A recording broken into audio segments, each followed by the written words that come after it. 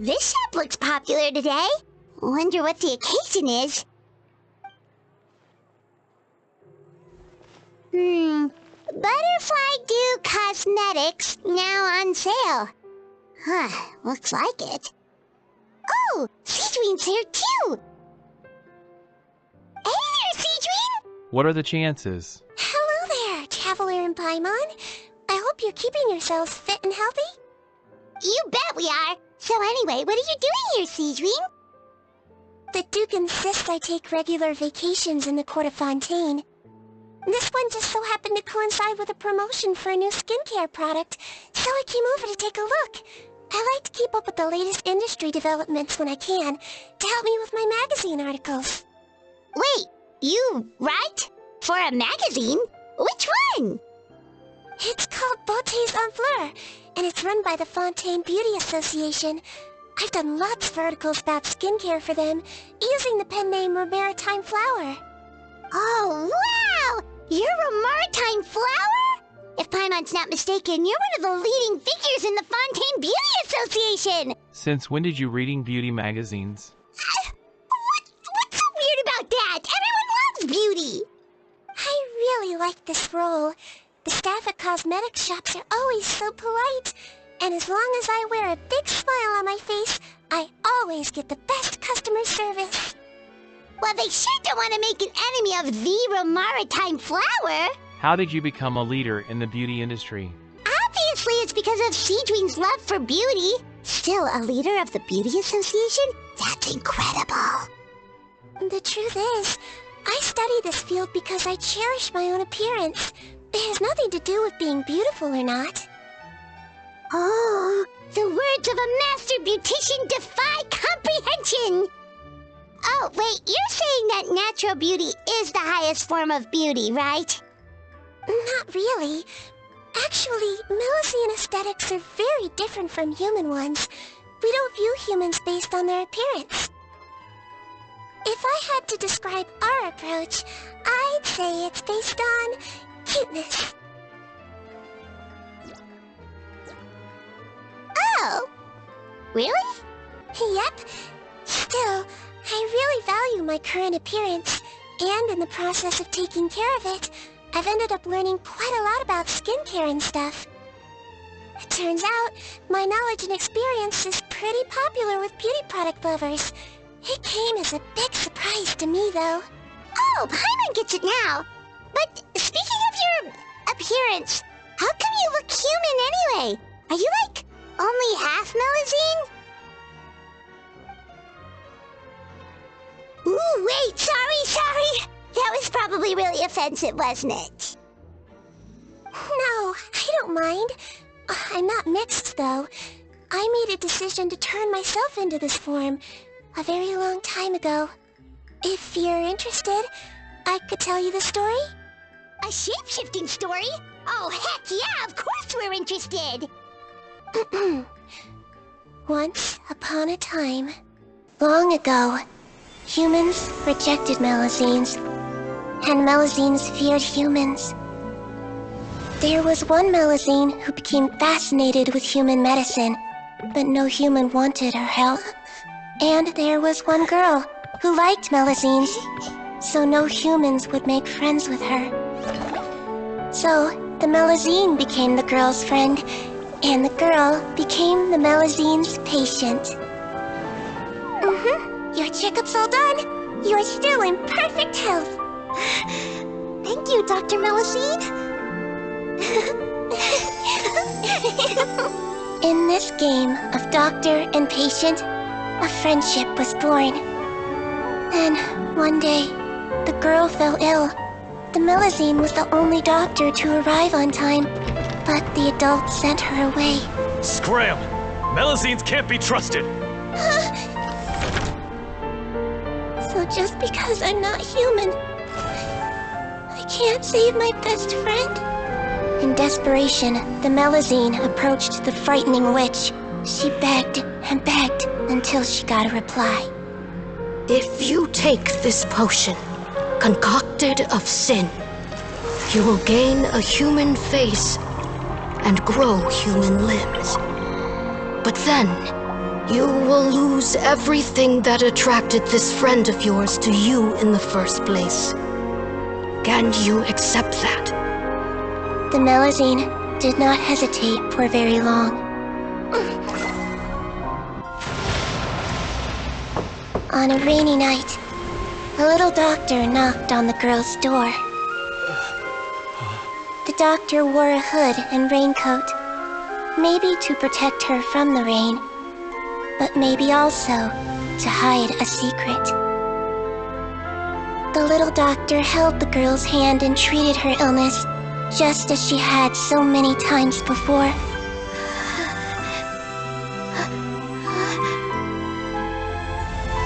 Dawn came, and the little girl's condition improved.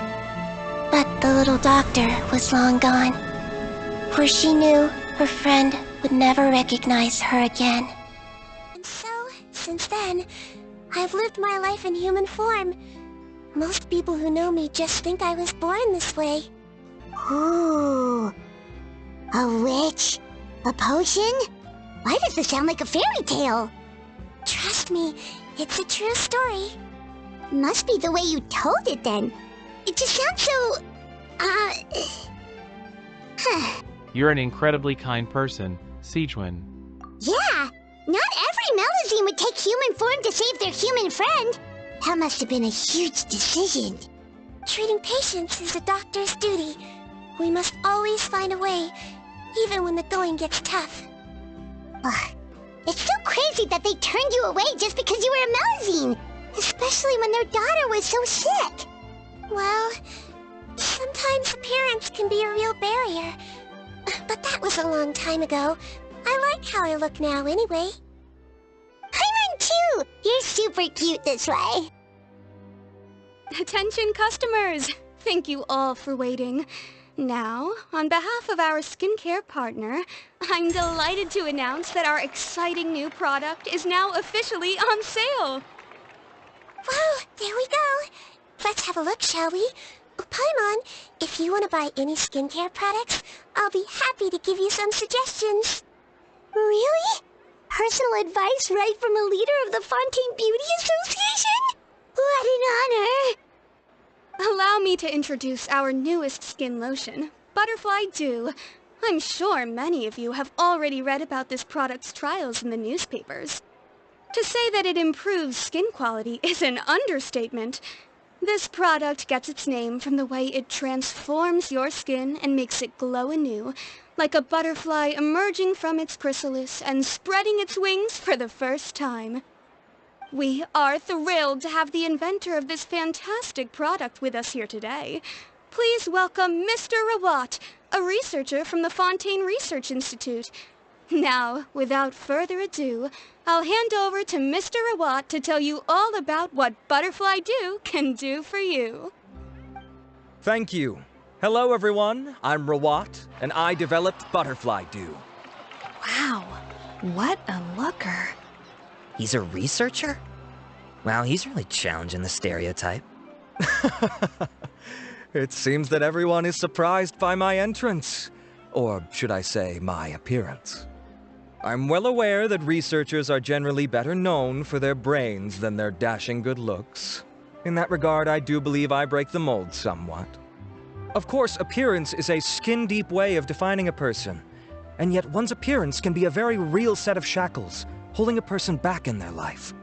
It can rob a young person of their self-confidence when applying for a job, dissuade a young lady from approaching the one she loves. Our actions are at the mercy of our appearance, and we slowly become the very person that the outside world sees us as. But what if I told you that those shackles can be broken?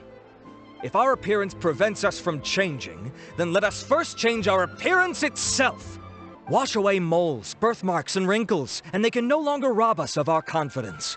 Replace them with luster and radiance, and we shall never again hang our heads in shame. That is why Butterfly Dew exists. Its mission is to allow us to shed our pupae, undergo a complete metamorphosis, and embrace a new life. Well, whether it actually works or not, after that speech, Paimon's already sold. Mr. Rawat, Could I ask if you've used this product yourself? Of course, I tried it many times while I was testing it. You can consider me a product ambassador. Wow, then it's sure to work. Still, I don't expect to convince you just by blowing my own trumpet. So, could I get a volunteer from the audience to try it out? Oh, Paimon volunteers!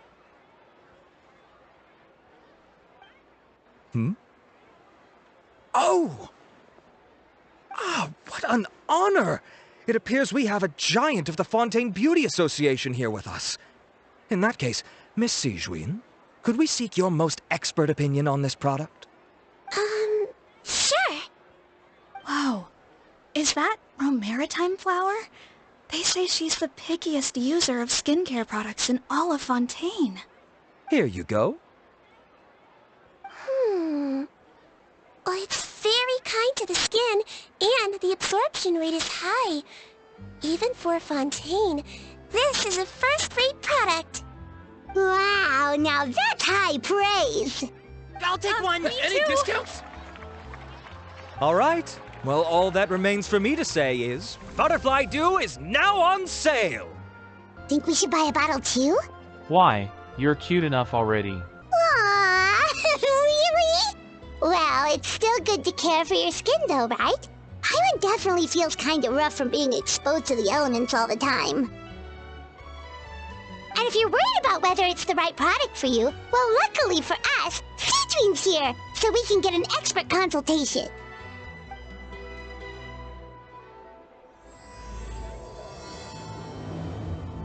It's an honor to receive such high praise from you. To be honest, I was also hoping you might be able to point out some flaws in the product so I can keep improving it. With most skincare products, the pros and cons only become apparent with long-term use.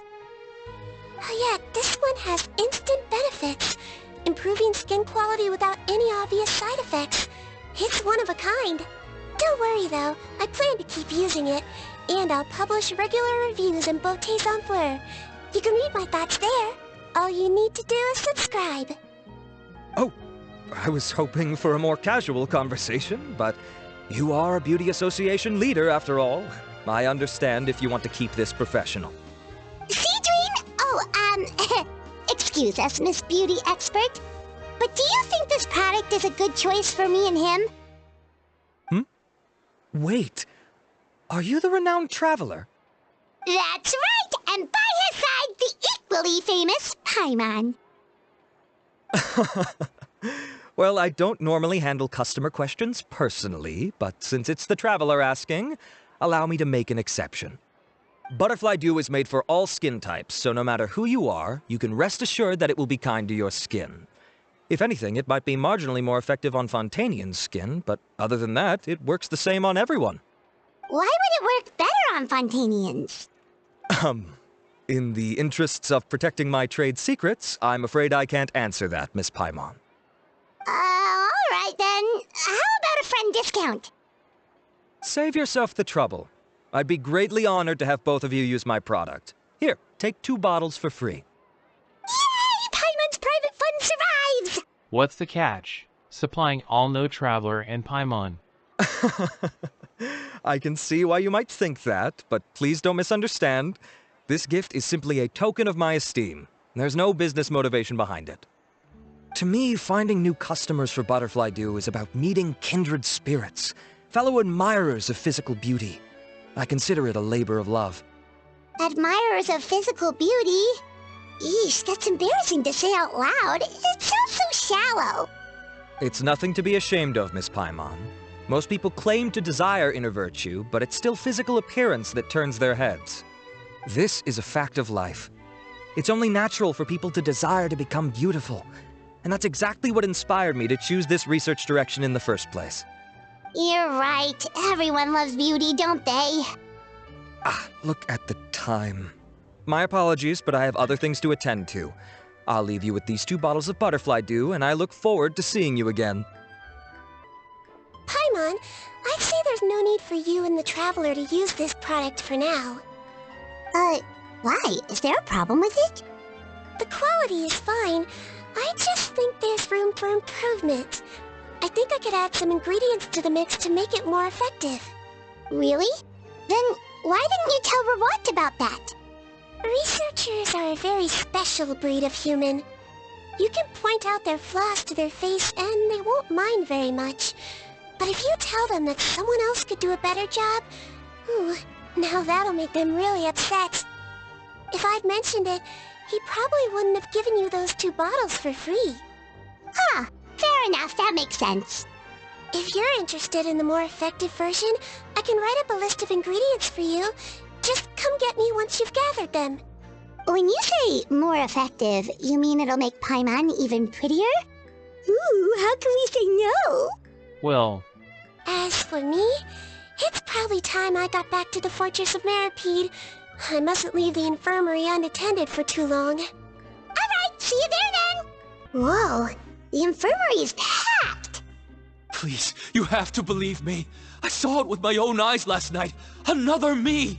He looked exactly like me. Got it? Okay. I've written down everything you told me. Now, I have a few tests to run. Take a deep breath, and don't worry. It's nothing to be nervous about. First, which finger am I holding up? Your index finger, but I'm telling you, my mental state is fine. I'm not crazy. Very good. Now, on to the next. Hey there, Your Grace. It's been a while, huh? Ah, it's you two. Indeed it has. I would offer you some tea, but I'm afraid the timing is unfortunate. Duty calls. No worries. Actually, we were looking for Sigewinne. Do you, know what all of this is about? This inmate came running to the guards in a panic, claiming to have seen his exact doppelganger. A doppelganger? Doesn't that just mean someone else kinda looks like him? And that's what I thought when the report first reached my desk. But we've inspected our records. No one even vaguely resembles him. Considering how certain he is of what he saw, I can only surmise that he's having some mental issues. So I brought him for a medical evaluation. Alright, very good. Take a sip of water and rest for a bit. Evaluation complete. I couldn't find any symptoms pointing to a physical condition. I see. So do you still believe there's more likely to be an issue with his mind than his body? I have to assume so for now. Psychological issues are more difficult to detect. At this stage, we can at least confirm that he is in command of his cognitive faculties. The rumor mill will go crazy if word of this gets out. Guards, take him to the ward for a period of observation. The Marechaussee Phantom has requested my cooperation on a case, otherwise I'd deal with this myself. Sorry for the trouble, head nurse, but I'll have to leave this to you. No problem, Your Grace. I'll add him to my observation list. By the way, we have a couple of guests here who have made the trip just to see you. I imagine it must be important. You probably won't need to add them to your observation list, though. Oh, Traveler! Paimon, it's you! Hey there, Sigewinne! It's actually not that important, but... I'll be in my office if you desperately need me. Goodbye for now. Okay, bye-bye! So, Sigewinne... Would you mind waiting for just a moment? I have another patient to see. Just find an empty bed and take a seat. I won't be long. Oh, sure! Sigewinne, we've brought him. And he seems to have taken a turn for the worse again. Okay, don't panic. Let's start by sitting him down here. Paimon had no idea how busy it can get for Sigewinne. Maybe now's not the time to ask for her help with skincare. good point. Maybe we could offer our help to Sigewinne instead. Good point. Besides, it might actually be interesting to observe her at work. This could hurt, so I suggest you take a deep breath first. Did his face melt? What happened to him? It's anyone's guess. His face melted off shortly after arriving at the fortress. But since he's a serious offender, he can't be allowed out for medical treatment. Best we can do for now is ask the head nurse to give him something to manage the symptoms. Oh, this is gonna be awkward. We still need to bring him to the Marechaussee Phantom for questioning. What if he scares them half to death? Will that be our fault? The Marechaussee Phantom? Does this have something to do with the case Risley's dealing with? Yup, it was a huge case. They bagged a few dozen crooks in one fell swoop. And this guy's the baddest apple of the bunch. He harmed countless people. And now, it looks like it's all finally catching up with him. You done gawking? Not yet. I need to check the severity of your ulcers to decide the right dosage. Don't worry. We Melazines have a very different sense of aesthetics from humans. To me, you just look like a little kitty with slightly scruffy fur, but still just as cute. Don't patronize me. Do I look like a kid to you? Just give me the meds and let me out of here. I already missed my cell. Hey, lose the attitude. You dare talk back to our head nurse like that again? Your days are numbered. Oh, it's fine. Okay, I'm going to apply the medication now. Tell me if it hurts, alright? Look how nice Sigewinne's being. And he still talks to her like that? What a nasty piece of work. Can I leave now? Wow, not a peep. What a brave little guy. Thank you, Sigewinne. And I apologize for the trouble. So, Traveler, Paimon, did you bring the ingredients? We did, but we don't want to interfere or anything. You're busy saving lives here. Oh, don't be silly. I agreed to it, didn't I? Just hand me the ingredients, and I'll make some time to whip it into the improved version for you. Take a rest here if you want. Or, if you're not tired, I hear they're holding a new pancreation tournament in the administration area. Or alternatively, is there anything we could help you with, Sigewinne? Take it as token of our gratitude. That's right! Let us help you out! It's the least we could do. Good point. Kind-hearted humans start to develop guilt if they accept free help from others. Don't worry. I'll take a look at my schedule. I'm sure I can find something to treat this condition. I gotta warn you, though. It'll be tiring work. So I suggest you take a break first, then come back and see me when you're ready. We're ready, Sigewinne. What's our first mission? I found the perfect job for the Traveler. First, I'd like you to lie down in this bed. What for? I need you to pretend to be sick. What? Oh, is it that difficult? I thought you did a pretty good job last time. Oh, so you knew. I sure did. He was way more interesting than the usual malingering inmates, and you played along very well, Paimon. I observed you two for quite a while after that. Well, this is awkward. But why do you need us to do it again now? No time to explain. My next patient will be here any second. Oh, please, just do as I say. You can, pretend like you've got a nasty headache, and throw in some dry heaving for good measure. Okay.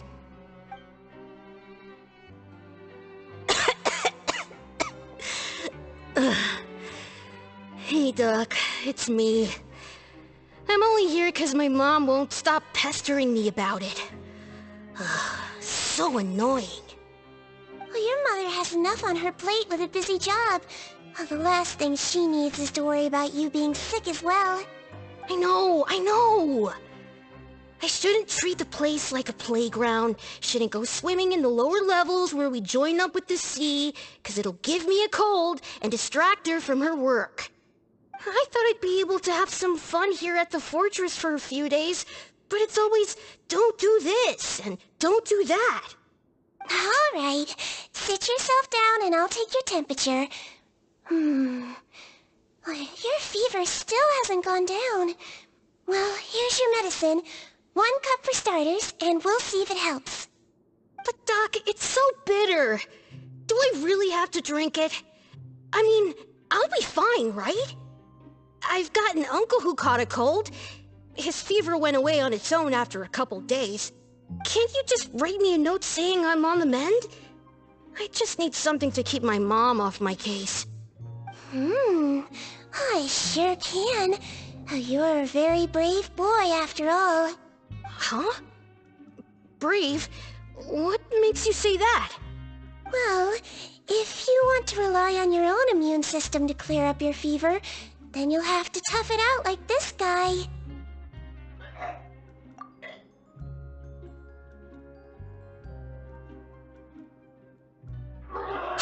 there, traveler? Are you gonna puke? Paimon can get you a paper bag! Huh? As long as you're tough enough to get through the nausea and dizziness caused by the high fever, you'll be right as rain after just a few days' rest. And if I'm not tough enough? Hey! Wake up! Wake up! Put it this way, at least you'll never have to see the doctor again, right? I think maybe I'll take that medicine after all, if that's okay. Oh, of course. Here, it's still warm. It's so bitter. All done. Great job, you two. That kid really doesn't know what's good for him. His mother's a guard here. She's been working back-to-back shifts lately, but unfortunately his father's away on a business trip right now. She had no choice but to bring her son here for the time being. He was quite happy at first. He seemed to think that the Fortress of Meripede would be all fun and games. So you made us put on that act just to scare a kid into taking his medicine? That's a pretty sneaky trick. Seems like there's a whole side to Sigewinne we never knew about. It's a technique I learned from my teacher. Oh, you had a teacher? Was she a Melusine doctor too? She was human. She passed away a long time ago. Oh, sorry. No, it's fine. I really liked my teacher, so it's always nice when I get to talk about her with other people. She was a traveling doctor, and since she didn't have a clinic, she'd go out and visit her patients wherever they were. Dealing with the badly behaved ones was her specialty. She used to say, if you can scare the little brats into taking their medicine, you won't have to hear them wailing and screeching when their condition gets worse. She sounds like a pretty strict teacher. Strict? Well, that's not how my teacher saw it. She thought of herself as terrifying to kids. Strange way for a doctor to describe themselves. Now Paimon's curious to know what she looked like. As it happens, I actually have a picture of her. Oh, wow, yeah, okay, that'll terrify the kids. Yep. All the children she treated thought she was a witch. Why does it almost sound like you're envious of her? Oh, because I am. If she was here, all the children would take their medicine without any need for tricks. A doctor who looks like a witch. True, they wouldn't dare try anything funny with her around. Oh, me, on the other hand, it's hopeless. Children aren't afraid of me at all. That's actually a good thing, you know? Oh, my next patient should be arriving now. Would you mind lending me a hand again? Sure thing! On to the next mission! Is it nighttime already? That flew by. You really have a busy job, Sigewinne. Well, thanks to you two, it was much easier today. Aww. Glad we could help. Should we get some rest? It's getting pretty late. Oh, there is one last thing. I have to keep it confidential, so I usually leave it till after everyone's clocked out. Confidential? Are you sure you can tell us? Well, it's fine. You're not living here anymore, so it's okay if you know. All it is I have to prepare some ingredients to make healthy meals with. Wait, you mean those healthy meals? Ones that magically appear on the third day? My patients refuse to eat any healthy meals I prepare in front of them, so I have to prep the ingredients in secret, then let the chef at the Coupon cafeteria handle the rest. Considering even the chef's version makes people uneasy, it really makes you wonder what's in it. You want to find out? I can teach you how to make it. That way, if you ever suffer from exhaustion on your future travels, you can prepare a healthy meal for yourself. It's really good for you, you know. Sure? Guess we can help out one more time. The ingredients are ready. Now, put them on the table and add them in the order I tell you. First, we add this special slime condensate. Stir it thoroughly, then pour it in. Oh, see that? It adds elasticity. It looks just like tasty jelly, doesn't it? Yeah, it really does. Until you remember it's slime condensate. Next up, xenochromatic crystals. You want to crush them up into a fine powder, like powdered sugar. Wait, are those from Fontimer Aberrants? Are you sure they're edible? Finally, we'll need some high-protein meat. Frogs are an excellent choice.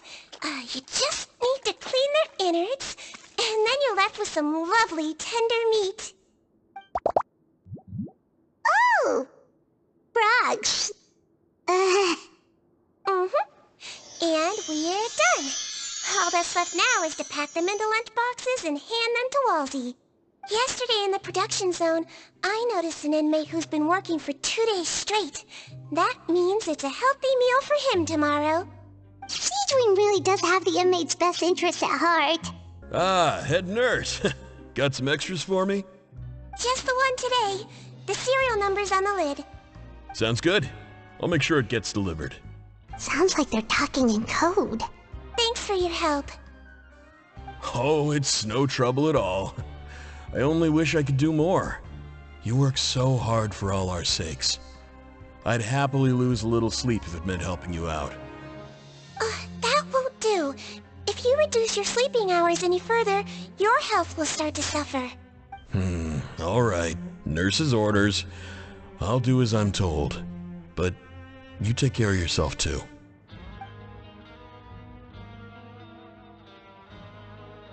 Well, I'm done with work for today.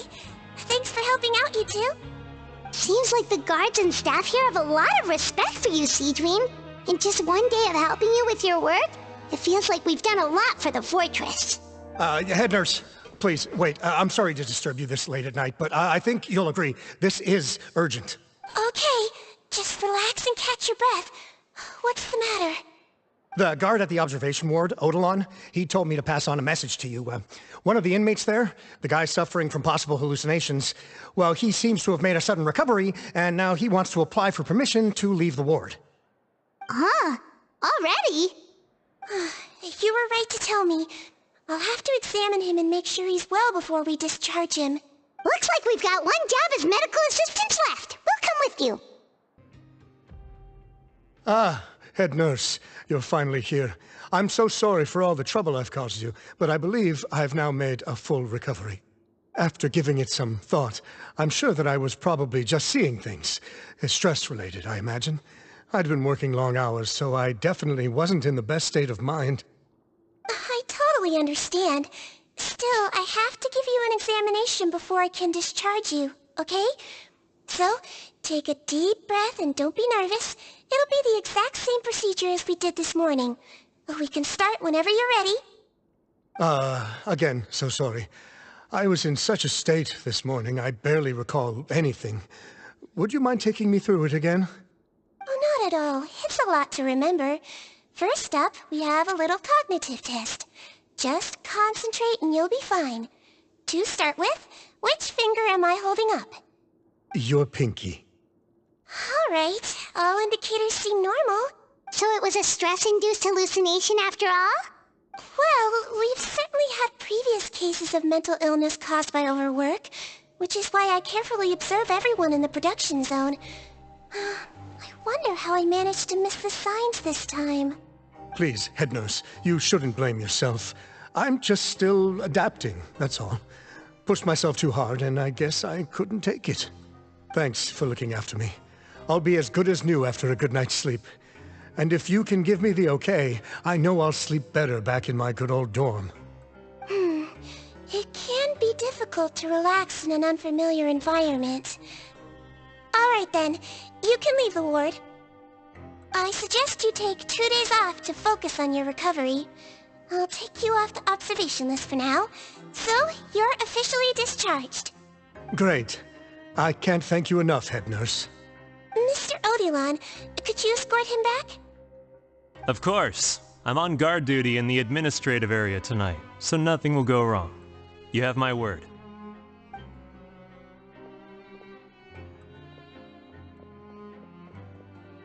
guess you're finally done for the day now, huh? Yep. But I still haven't gotten around to making that improved lotion for you yet. Oh, no rush! Seriously, it's super late now. You should go get some rest too. Well, tomorrow it is then. Good night, Traveler. Good night, Paimon. Hope you sleep well. Oh, don't you worry! We will! After a productive day of work, we're both gonna sleep like a log. Good night, Sigewinne. Yeah, sleep tight, Sigewinne. See you tomorrow! Paimon really did sleep like a log. Let's go find Sigewinne. Whoa! How is the infirmary even busier than yesterday? Good morning, Traveler and Paimon. I have a few people here for a checkup, so you might need to wait for a while. No problem. Anything we can do to help? There's a bit of a complicated situation here. I'm still getting to the bottom of it myself. You have to believe me. I'm telling the truth. You're in a medical facility. Keep it down. Please, listen to me. I'm not Gascon. I'm Uy. You're a horrible liar, you know that? We get all your mugshots with the arrest warrants. It's clear as day that you're Gascon. You mean because of the way I look? I don't know what happened. I just woke up like this. Then you guys dragged me in here for an interrogation. I brought you here to figure out what's going on. If you truly are the victim of an injustice, yelling isn't going to achieve anything. At most, it'll delay your vindication. All right. I get it. This is nuts. Yesterday's interrogations went fine, and now this. Morning, Your Grace. What's going on? Remember the case I mentioned yesterday? The one brought to me by the Marechaussee Phantom? Well, we've been questioning the inmates involved this morning. Every single one of them is claiming mistaken identity. Huh. That's even weirder than what that guy was saying yesterday. The thing is, none of them have been able to provide any evidence whatsoever to support their claims. Questioning them further got us nowhere, so for now, we've brought them to the infirmary. And we thought yesterday was as busy as it got for Sigewinne. We've compiled their statements. Have a look. Perhaps there's something we missed. Wait. Release? Interesting. The inmates they spoke of in their statements appear to all be due for release today. I noticed that too. If that's their plan, they're underestimating us a little. Every serious offender claims that there's someone else who just so happens to be due for release today, and they're expecting us to go along with that. All the more reason to be cautious. Lumberzar, check the release list for today and make sure no one gets processed. We're gonna need an excuse, though. Just say we're out of forms, and that we're furiously printing more as we speak. I'm on it. It's conceivable that our group of serious offenders somehow found a way to switch places with inmates who are about to be released, so they can walk out right under our noses. We did consider that possibility. But I mean, just look at them. They match the warrants, period.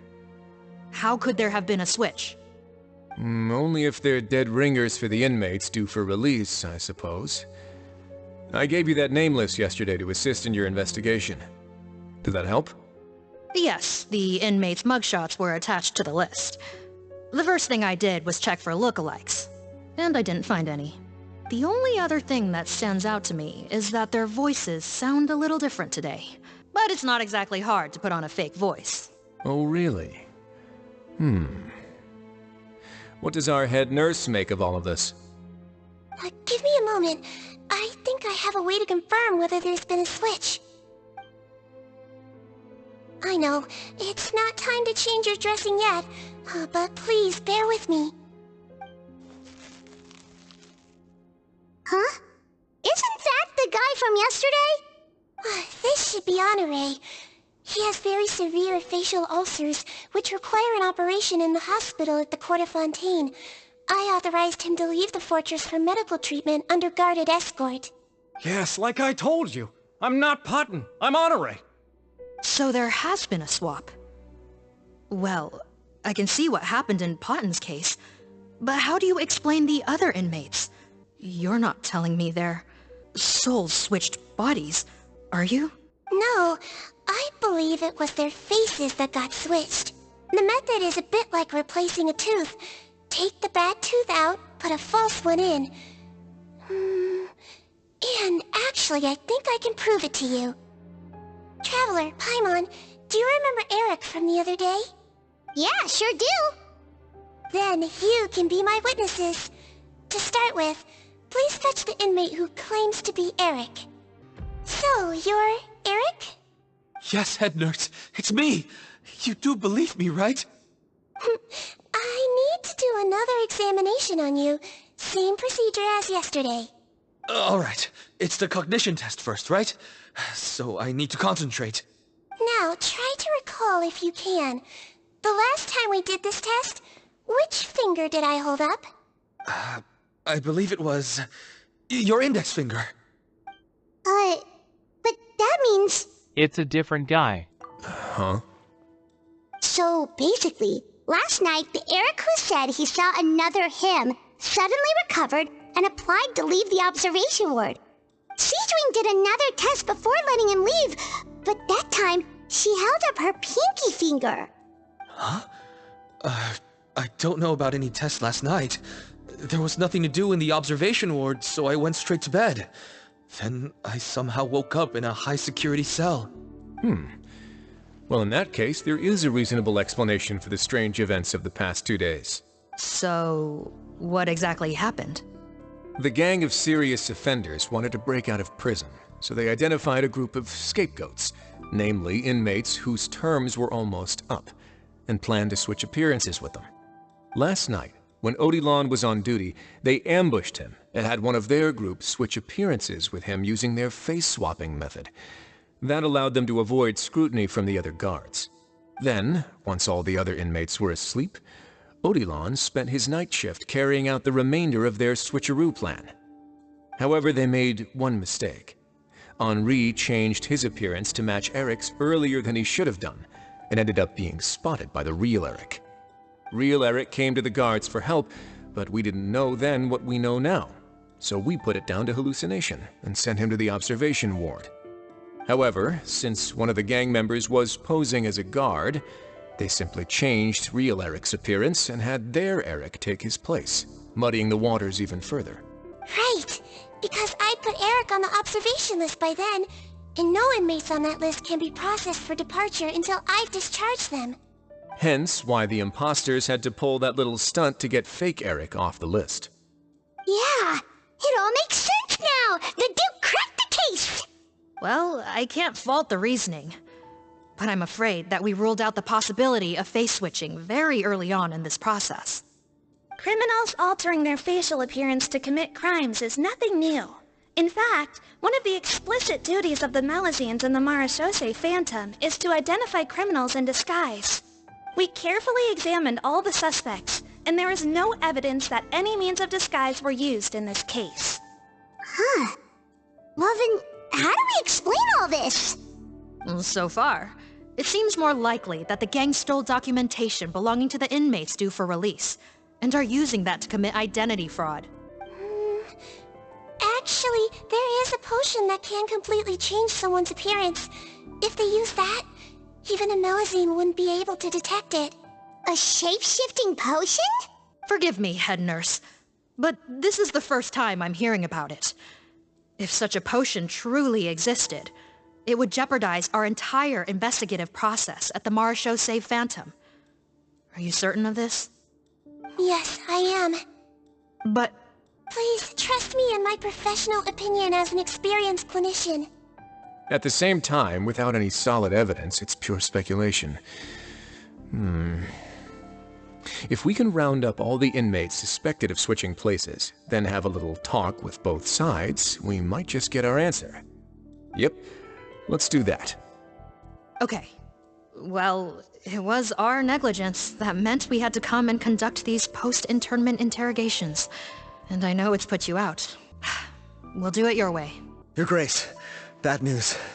I paused the releases like you asked, but we were too late. A bunch of people already got processed 2 hours ago. I checked the list, and sure enough, it's all the people who gave statements. 2 hours ago? That's before today's interrogations began. They had this all planned out. So there really was a switch after all.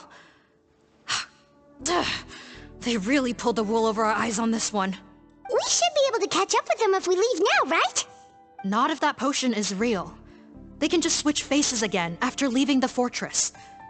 And if the Marishose's Melazines can't even spot them, we wouldn't know where to start searching. Yikes! So we're at a complete dead end!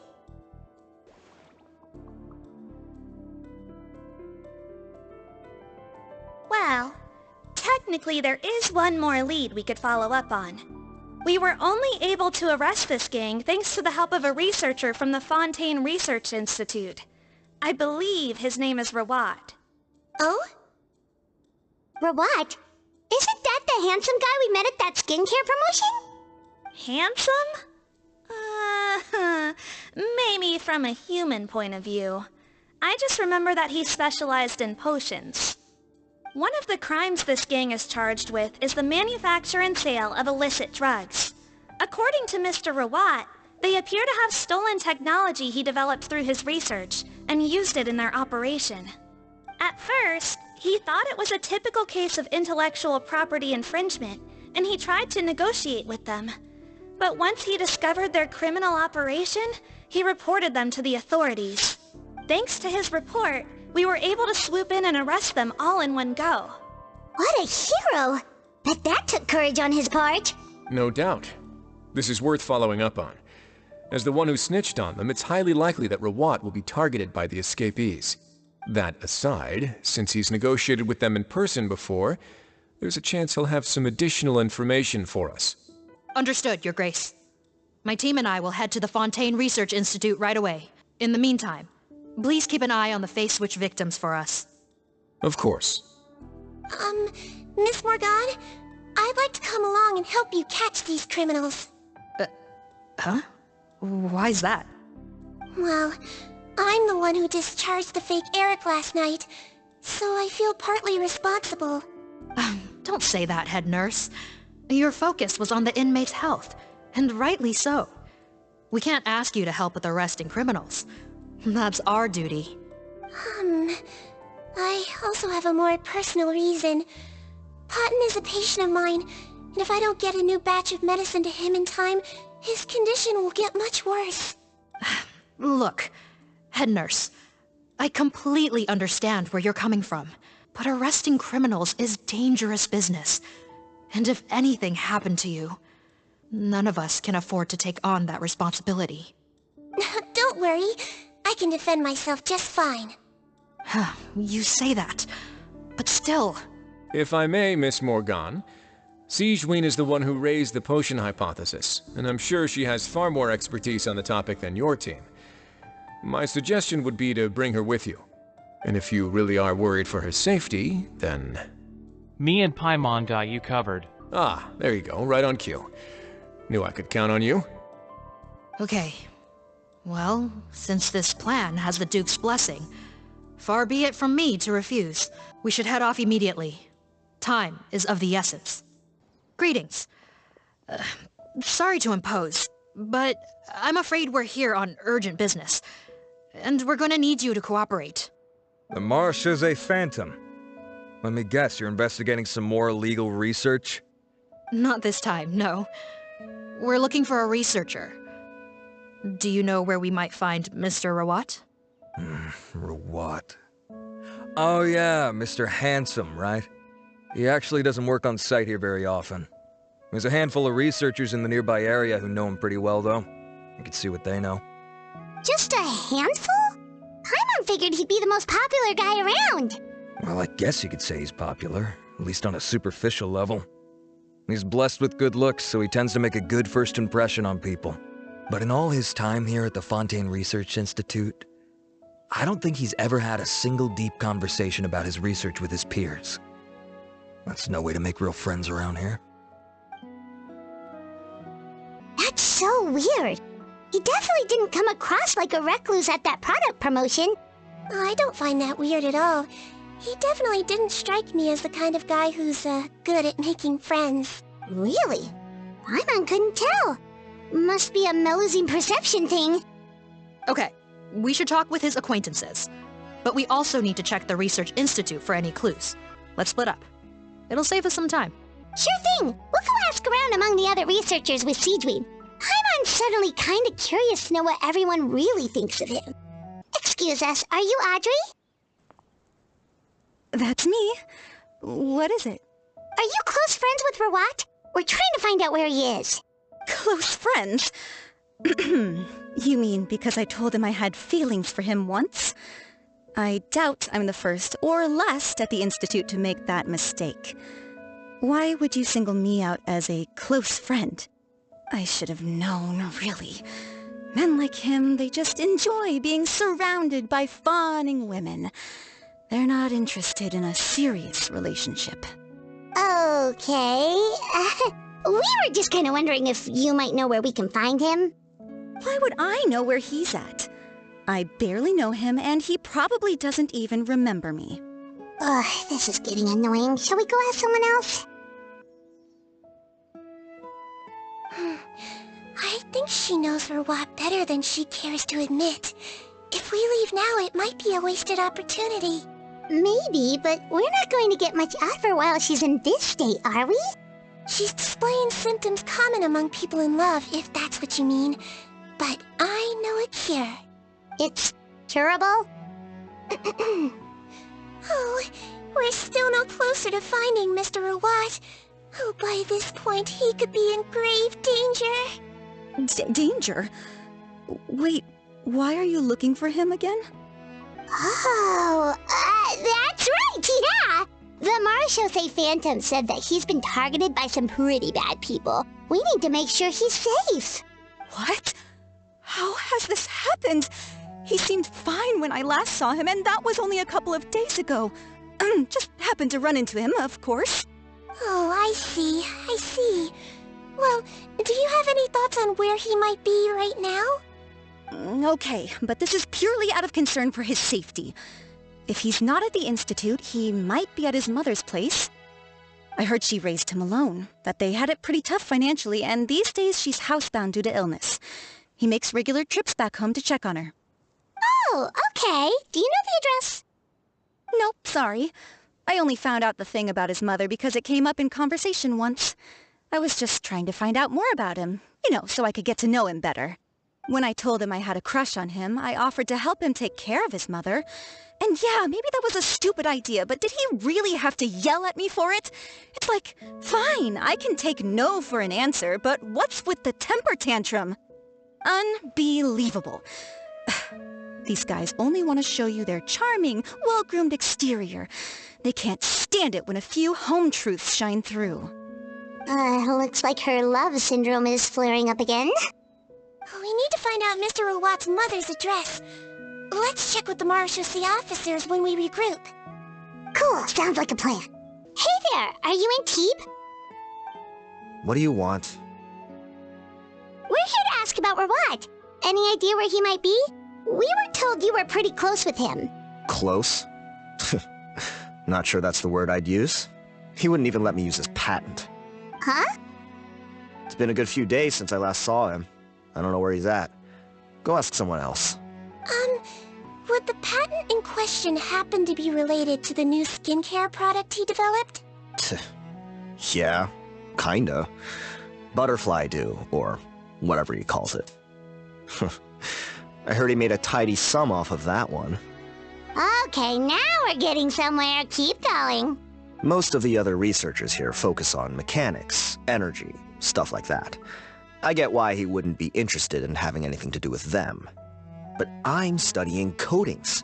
There's a huge overlap in our areas of research. Why would he refuse to work with me? I bought his product once, and noticed it contains a unique substance that might have applications in coatings, too. If it worked out, I could probably make as much as he's making. Don't get me wrong. I had no intention of plagiarizing his work. I was hoping to get official permission to use his findings in my own research. Followed the proper procedure. It was all above board. I would have had to pay him a license fee and everything. But despite that, he turned me down not once, not twice, but 3 times. It's like he's vehemently opposed to the idea of anyone else making the kind of money he does. Huh, so is Rawat antisocial, or is this guy just jealous? Maybe both. Well, it doesn't look like we're gonna get any info about Rawat's whereabouts from him. Let's go! Wait, 1 second. Mr. Antibes, next time you go shopping, you should buy some Buell fruits. Peel the skin, steep in water, then drink. It'll help calm your mood. Huh? Yeah. Thanks. Sorry to bother you, sir, but are you Bertram? Who's asking? Just some concerned citizens helping out the Marechaussee Phantom with an investigation. We'd like to ask you about Rawat's whereabouts, if that's okay. We're told the two of you are pretty close. Not anymore, we're not. Turns out we don't see eye to eye. Oh yeah? What happened? The thing about us researchers is, most of us do what we do for some sort of higher purpose. But not Rawat. All he cared about was how to commercialize his findings. He won't even let you work with him unless you sign a confidentiality agreement first. Also, he has better control over who gets which intellectual property rights. How are you supposed to get any meaningful research done working with a guy like that? Now that I've got my own technical solution for my compressor, I don't need to work with him anymore. So that's what Rawat is really like. We'd still like to know where to find him. Is that something you can help us with? Wait, you're... Yeah, I know you. You're the head nurse at the Fortress of Meripede. Alright, then I'm happy to help you if I can.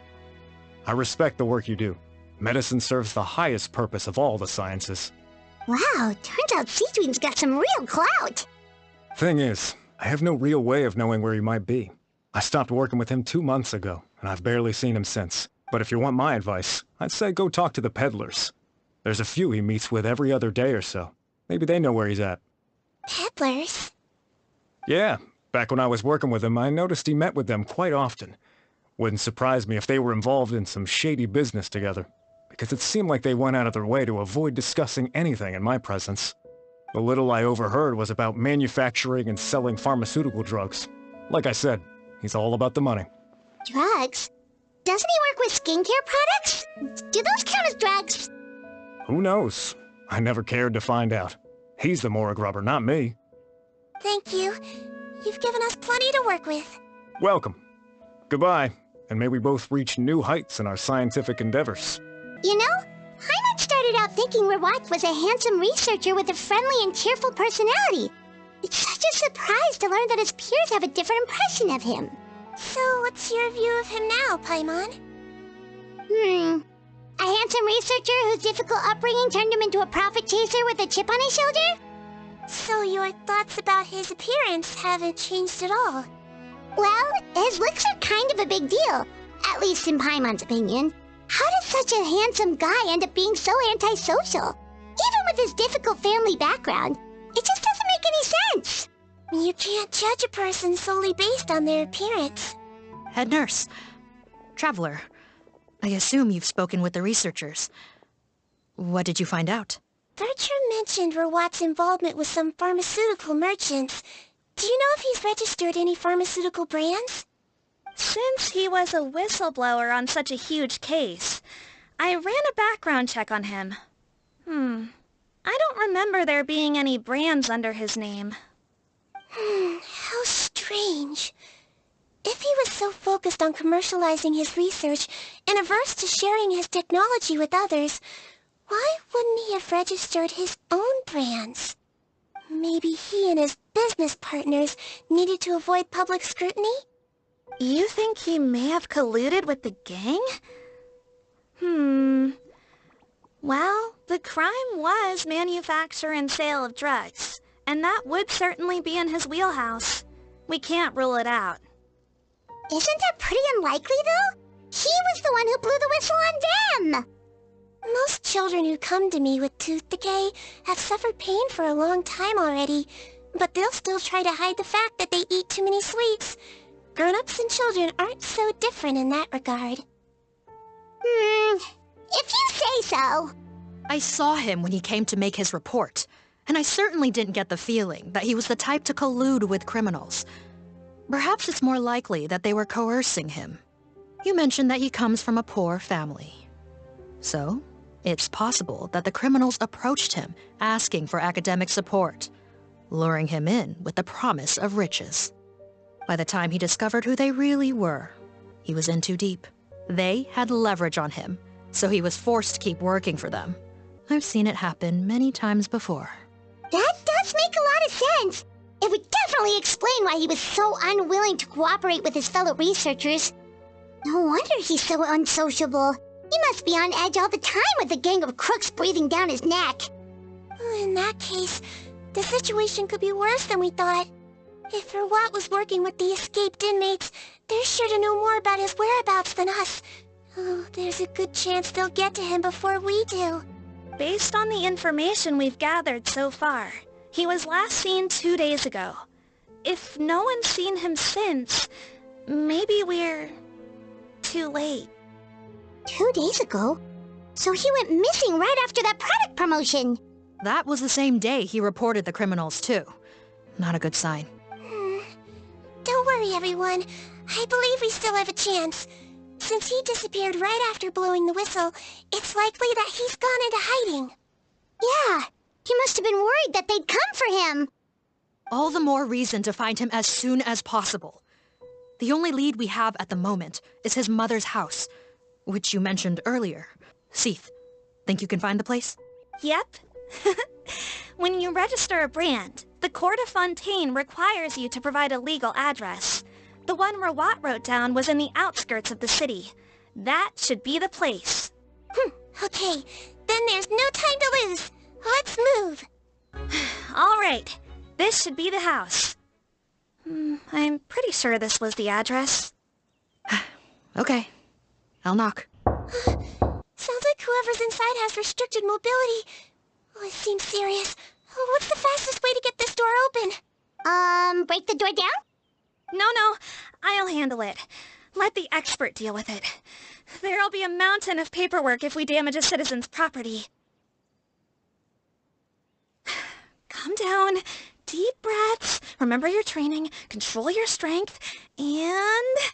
it's open! Seath, take a few people and lie in wait. Keep your eyes peeled for any activity around the house. The Traveler, head nurse, and I will go inside. Hello? Anyone home? Oh, there. On the bed, there's an old lady. That's gotta be Rawat's mother, right? She doesn't look like she's in any state to be answering our questions, though. We could try, but she is very ill. We mustn't force it. Well, doesn't look like Rawat's here. She's the only one we can talk to. Yep. Allow me. Hello, ma'am. Might I ask if you're Rawat's mother? We are trying to locate him.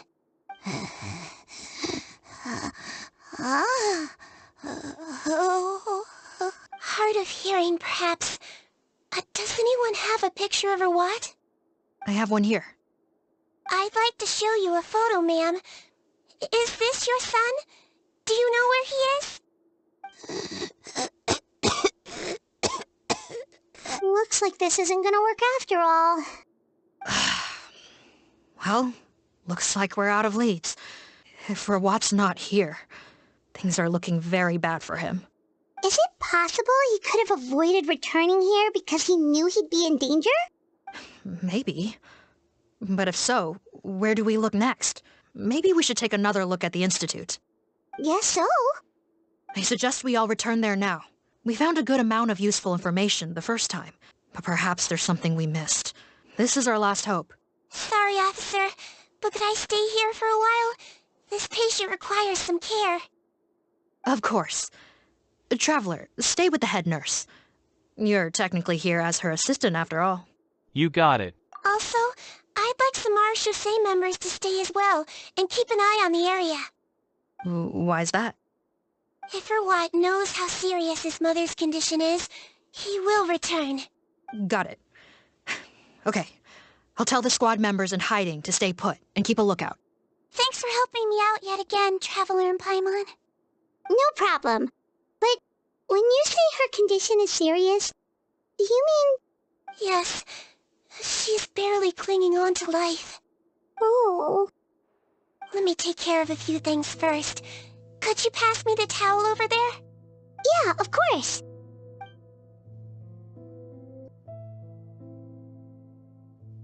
I can tell that her family has tried a lot of different treatment methods, including some very expensive medicines. Unfortunately, her condition is so multifaceted that a recovery looks all but impossible. Sigewinne, my mom bets being a nurse must be pretty tough at times like this. Yes, it makes me a little sad. In a Melizine's eyes, a human's birth, aging, sickness, and death are as much a part of natural law as sunrise and sunset. But human medicine can defy that law to some extent. In that sense, it is a science of miracles. That is why I became fascinated with it in the first place. But it was only after I truly became a doctor that I realized miracles don't always happen. Even the greatest doctors cannot cure all diseases. Sigewinne. Well, don't worry about me, Paimon. A doctor's duty is not to cure all diseases, but to treat whatever ailments they can. At the very least, I can lower her fever. That way she'll suffer less, and she might even be able to see her son. Yeah, all the more reason to find Rawat as soon as possible, even if we don't catch those crooks. Oh, her fever is getting worse. Could I get some hot water? Sure, we're on the case. Found the hot water? Sure did. And look what else we found. Judging by this journal, it seems like Rawat has a private lab. There's a good chance he could be there right now. We gotta go tell Officer Morgan right away. Oh, that's great news. But hold on just a moment. The wet towel is ready. I'm giving you another injection. Are you feeling better now?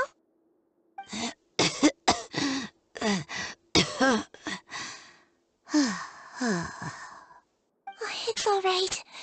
We'll go bring him back. Please hang in there. Thank you. It's Officer Morgan! They're already here! We came as soon as we heard the news. I can't believe we were so careless. The most crucial information of all was hiding right there, in that room. And we missed it. Don't blame yourself. Right now, we need to focus on finding a way in. There's a mechanical door over here. Hopefully the instructions in Rawat's journal will help us open it.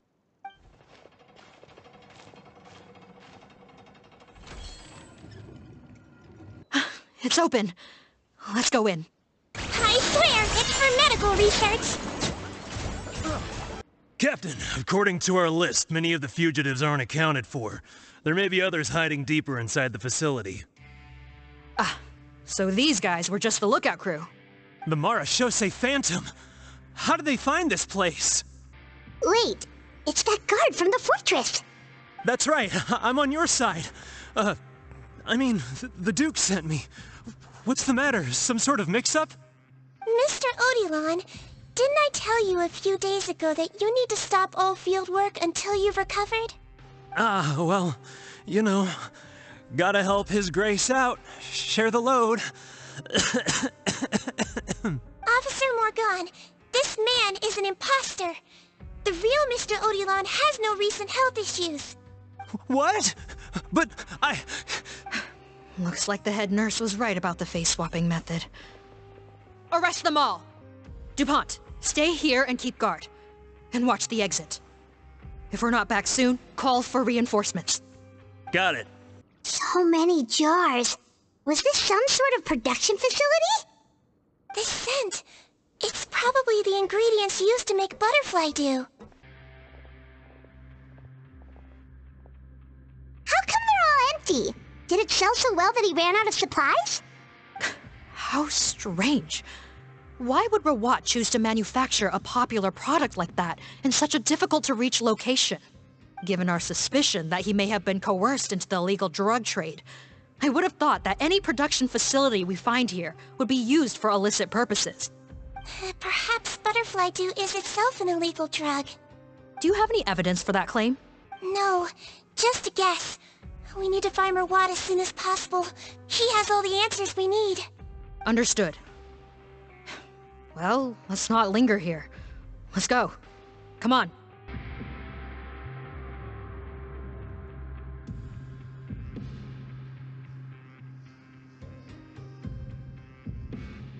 This room's much smaller than the others. Judging by the implements on the table, this looks like a potion-making lab. Head nurse! Over here!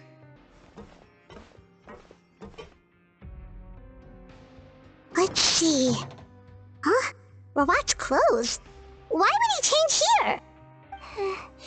Perhaps they stripped him down, left the clothes behind, and disposed of him somewhere else? Yikes, Sigewinne, where did that come from? Oh, what a tragic way to go. Especially with such a bright future ahead of him. There's a path leading further on, Officer Morgan. Let's keep up the pace.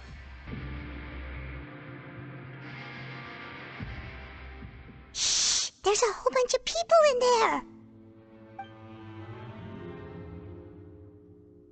Are you serious? You're telling us that within a day, our faces are going to rot like yours? Fontanian physiology changed dramatically after that great flood, and it's not as compatible with this face-changing solution as before. The side effects are as you can see. Why didn't you say anything before we all used it? Look, my plan got you all out of prison, didn't it? You'd have much bigger problems to worry about right now if the Marechaussee Phantom found out about your other crimes. Consider an ugly mug getting off lightly. Ugh. You're just lucky we didn't leave you in there after you disappeared on us with no warning. We only let it slide because we're former partners. And now you have the gall to pull a stunt like this? Partners? Make no mistake, each of us is only looking out for himself. If you place too much trust in others, well, I'm afraid that's your problem. You hid things from me too. Remember how you each had a spare potion? You kept quiet about it until we planned the prison break? Oh, and you didn't have a secret spare? Then do you want to explain how you melted your face off before all this? Guys, that's enough. Calm down. It is what it is. Arguing won't change anything. What's the plan, Parton? I'm assuming you brought us here for a reason? There is no plan. We followed him here on the promise of more juice, but it turns out there ain't a drop here. Besides, what does it matter now anyway? He already said, even if we did get our hands on more of that stuff, switching faces again solves nothing. They're still gonna melt off eventually. I said enough arguing! Parton, tell us the plan. The most practical solution is to continue using the potion. Keep switching to a new face before the ulcers can start forming. Are you kidding me? This stuff was hard enough to get a hold of even when we had a supply. Now you're asking us to use it like skin lotion, after the flood all but wiped the supply out? Well, there is another option. But you'll have to make a deal with me first. Okay, now we're talking. What's the deal? I have a document I took from that researcher that details how to make a replacement. Just give me one bottle of the undiluted fluid, and I'll get to work. What's the problem? I thought you always kept reserves. Or do you really just have one spare bottle each? What do you think? That we were shipping them into the fortress of Meripede by the basket load? Well then, say hello to never showing your marred faces in public again. Ugh, I've heard enough! Get him! Let's see if that document even exists! Freeze! Marechaussee Phantom! What? Who let them in? Officer Morgan, before anything else, please find out Rawat's status. Rawat? I don't see him. Hand over the hostage now, if you want any chance of avoiding an extension to your sentences. Spare us your condescending attempts to coax us back to our cells. You think we're looking to negotiate? Rawat is dead. Parton? Arrest them all! Don't let anyone get away! Calm down! He might feel a little prick. Huh. Gotta say, I never expected to see the head nurse in combat. Some patients respond better to a more aggressive treatment plan. Did we get everyone? Captain, we finished the head count. Parton's missing. Over there! The door's closing!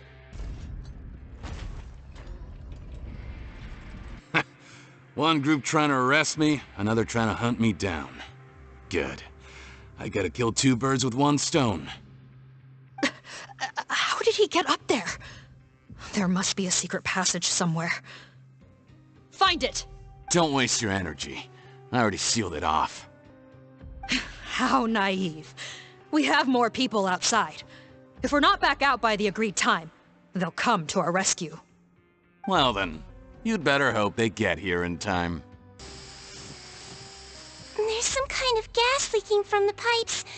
Be careful, it's poisonous. This is our distribution center, where we store the product derived from our source solution. We had to use special fire prevention methods to prevent contamination. The pipe network here was designed to emit a gas for firefighting. One little modification later, and it makes an efficient death trap. Why would you do this? Your partners are here too. Oh, please. If they can't supply what I need, they're of no further use to me. Besides, I can't have them exposing my potential whereabouts. He's a maniac! Come on, we gotta find a way to open that door! Go ahead, struggle in vain. Once the last of you croaks, no one will ever find me again. So long! Are you sure you're ready to leave, Potton? You haven't changed your dressing today. You can't cure my face, just give up. And what if I could? Nice try. You're just trying to stall me. Don't you worry about me. I'll find a way to cure my face once I get out of here. Oh, I doubt it. After all, Fontanians can no longer dissolve in primordial seawater. What the... How did you... The key component of the face-changing potion is the fluid left behind by dissolved Fontanians. It might look like ordinary water, but it has some unique elements in it. Before the flood, all Fontanians were oceanids, physiologically speaking. A potion made from that fluid could dissolve and reconstruct the face of a Fontanian in much the same way as hydroidolins change form. Theoretically, it could give someone any appearance they wished. But since the flood, Fontanians have become true humans. They can no longer provide the source material for this potion, nor reap its benefits. Are you saying this potion is made from Fontanians dissolved with primordial seawater? Then their crimes are far worse than I thought. How could you know all of this? No, wait. Of course! Well, well. So that's why you have a human appearance. It also means that I have a formula you're unaware of. The air's getting thicker. It's getting hard to breathe. I might get to make a deal today after all. Alright, keep talking. How do you intend to give me the formula? Oh, it's not a formula, but a finished product. I have a bottle of it right here. What? When I tried Rawat's skincare product, I noticed it had a certain special component in it. So I had my friends gather some other ingredients for me, and sure enough, a little experimenting later, I'd produced the potion. I'm guessing his skincare lotion contains the fruits of your joint research? Huh. Impressive guesswork. Yeah, we were a supplier for some of the raw ingredients. But it only contains a tiny amount of the active ingredient. The effect is minuscule compared to the undiluted fluid. Well, I found a way to reverse the dilution process, giving the skincare lotion a similar effect to the fluid it is derived from. That's impossible. If I tell you some of the ingredients, I think you can figure it out. First, you need to combine tainted hydrophantasm tissue with transoceanic pearls at a ratio of around 3 to 7. Tainted hydrophantasms and transoceanic pearls. I see. Can't believe I never thought of that. So, can we make a deal? Sounds good to me. There's a delivery pipeline beneath this window. Drop the potion in, and I'll release you all. Nope, not trusting you that easily. You're like those naughty kids who try to hide their illness. Open the sluice gate first, Then I'll hand you the potion. Even if you're not bluffing, your potion won't cure my face permanently. You really think you have any leverage here? I'm not closing the valve this time. Clock's ticking. Fine. Then I'll just stand here with the potion in my hand. And when I faint from the poison, I'll drop it and it'll be destroyed. No.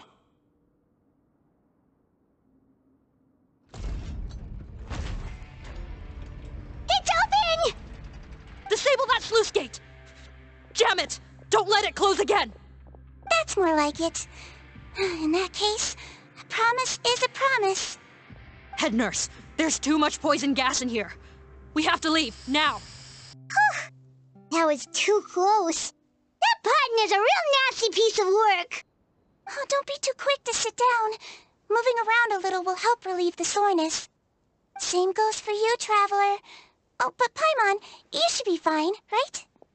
Flying fast is pretty tiring too, actually. Anyway, that's not important right now. Paimon's still shocked to learn that there's a whole criminal operation going on behind that skincare lotion. Shame I ended up giving the improved version to Potton after finally making it for you. I'll make you some more, I promise. No, please don't. Paimon doesn't want to use that stuff anymore. Still, it was a pretty good job that Paimon wanted to buy some in the first place, huh?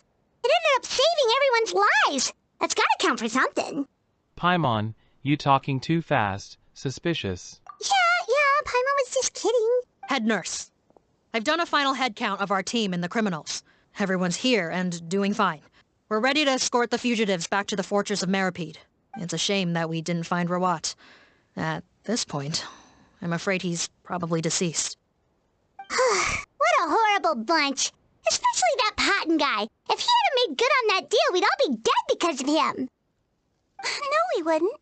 I always keep a whole bunch of antidotes on me for emergencies, and one of them neutralizes that poison gas. We'd have been fine, even if you hadn't opened the gate. What? Then why did you give him the potion? If this is true, I must concur. Sorry to be blunt, but I think you made a bad decision by handing him that bottle.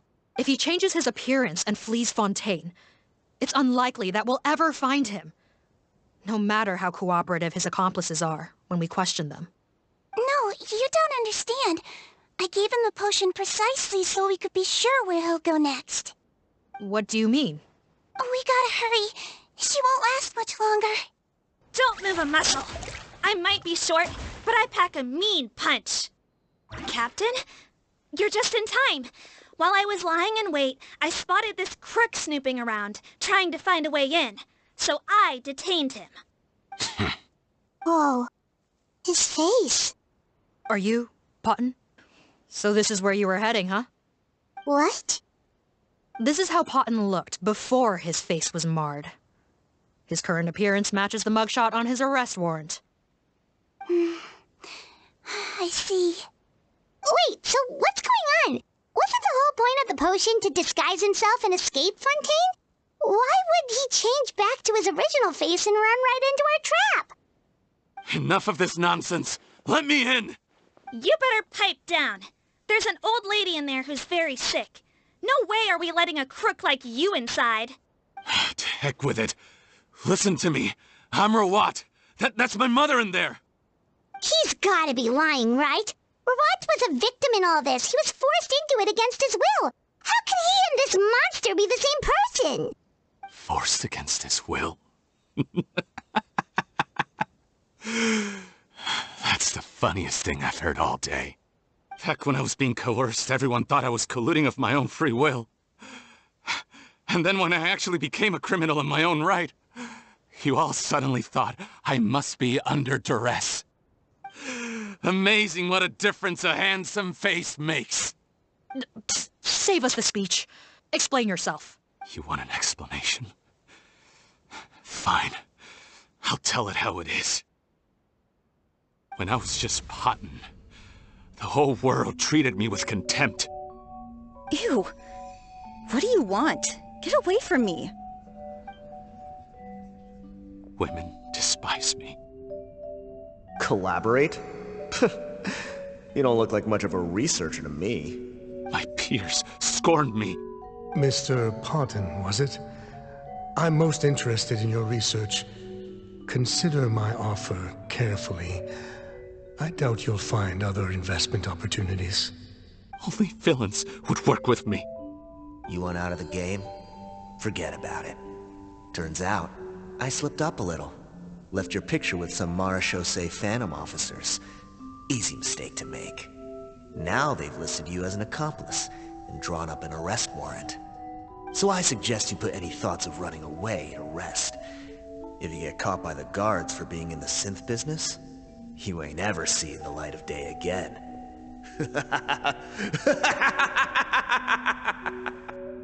There was no way out for me until I could stop being Potton.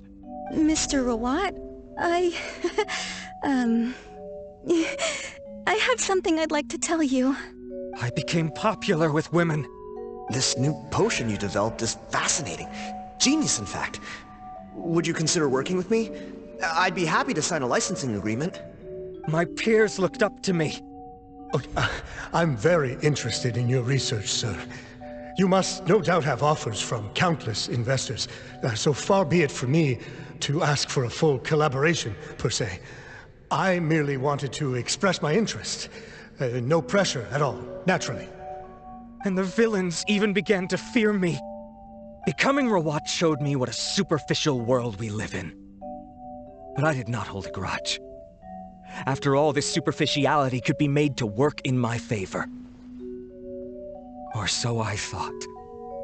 But alas, the world seemed bent on finding a reason to make me despise it. Mother, I'm back. How are you doing? Who are you? I bought the best medicine Mora could buy, but nothing would cure her illness. In the end, I hoped she'd at least be able to see her son one last time before she passed, but when everyone else rejected me, the only person who cared about me was my mother. Then, when I became a rising star in the Fontaine Research Institute, I was unrecognizable to her. I have to let her see me again. Even if it means donning my own wretched, ugly face. Well, is that enough explaining for you? Now do you understand? Let me inside already! Have you ever considered if you'll even be able to look your mother in the eyes after what you've done? You found a way to completely change your identity. You could easily have escaped from them. Why would I want to give up on such a lucrative business? The profits were dozens of times that of the synth business, and it was all above board. So you kept being a villain just for the money? Villain? By what standard? Is doing evil deeds really what makes someone a villain in your eyes? Or does it all come down to the way they look? None of you saw a villain when I was wearing my other face, did you? You have no right to judge me! You're all just fake people living in a hypocritical world! I regret nothing! My mother would understand! You're a villain to the core! But especially that tongue! Honestly, I don't see a villain when I look at your current face either. Don't humor me.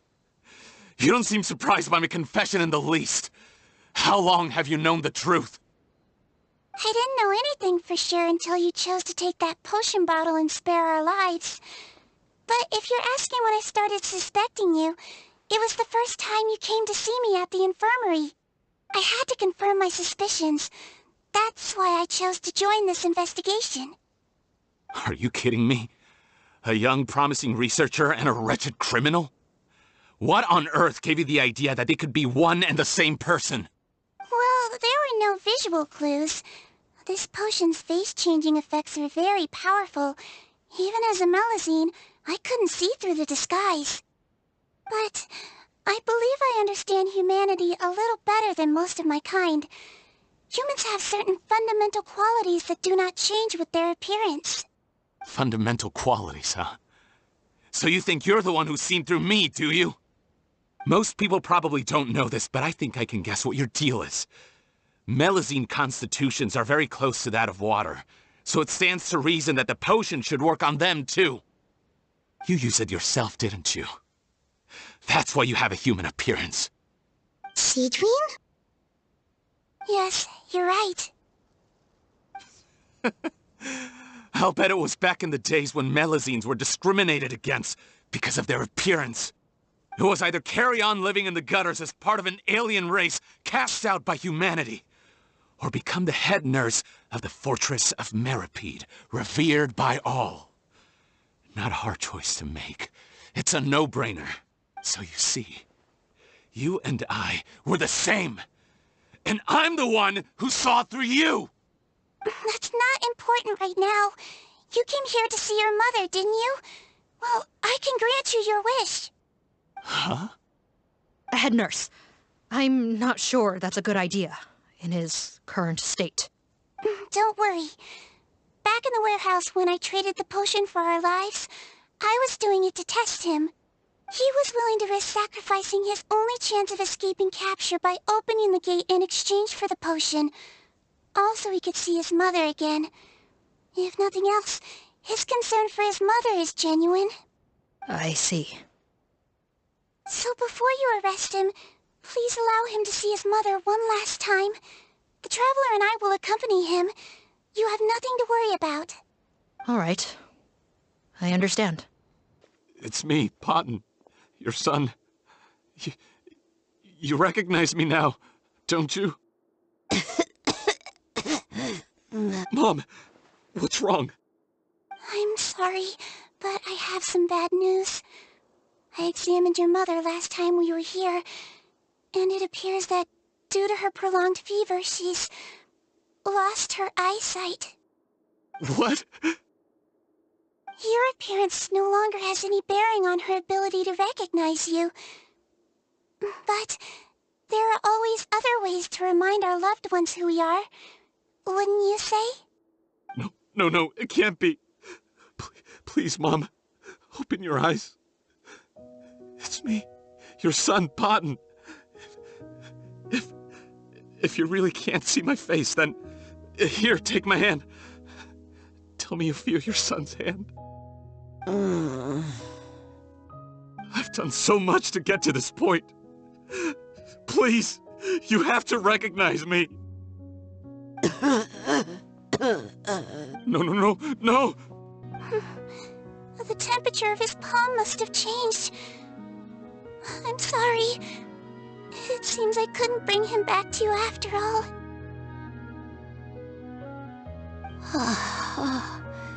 It's you. Thank you. Of course. Mom, why will you answer her and not me? Why? No more questions, Potton. She's gone. Mom? I'm sorry to say this, Potton, but you and I are not the same.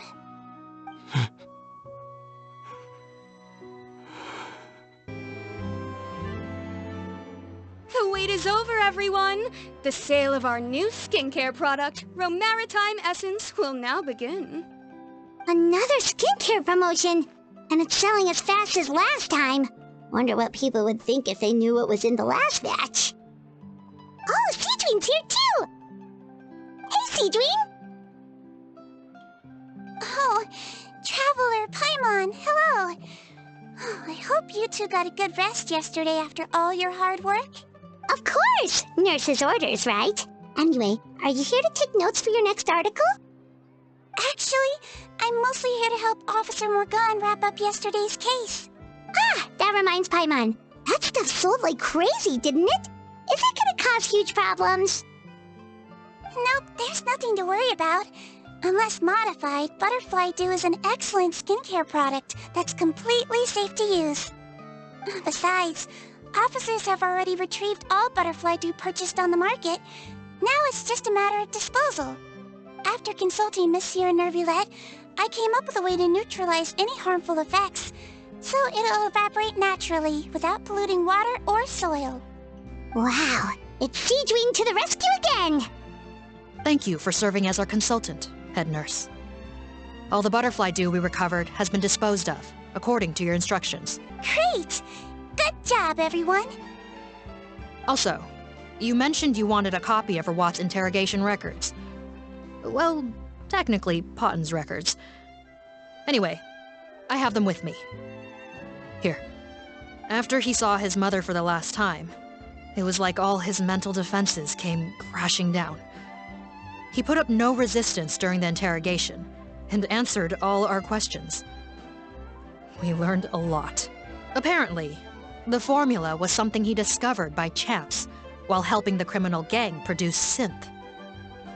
Later, he came up with the idea to dilute it and use the resulting substance as a skincare product. Their supplier was Vache, but you could also argue that they were the ones doing him a favor. His operation helped Vache's gang dispose of an enormous amount of evidence. It made for a seamless collaboration. One man's trash was another man's treasure, and there were no loose ends. It's no wonder we never noticed what Potten's gang was up to. Vache again, huh? Is there still no end to the harm he caused? Make no mistake. The crimes of Vache and his accomplices will come to an end. It's only a matter of time. Since the flood cut off their supply of primordial seawater, they've been forced to resort to riskier methods, like using their private reserve to attack people on the street. Naturally, those attempts all ended in failure. After receiving numerous reports, we were able to zero in on the gang and eventually round them up. That sounds more like it. Based on what he told us in his confession, we pretty much had him backed into a corner, even though he made a point of distancing himself from the gang while disguised as Rawat. He tried to throw us off his tail by reporting his accomplices, giving him enough time to transform back into Potten and see his mother one last time.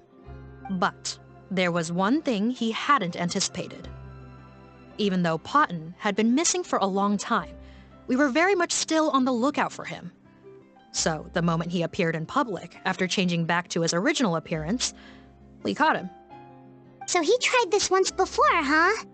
Guess he really did want his mother to see him again. But in the end...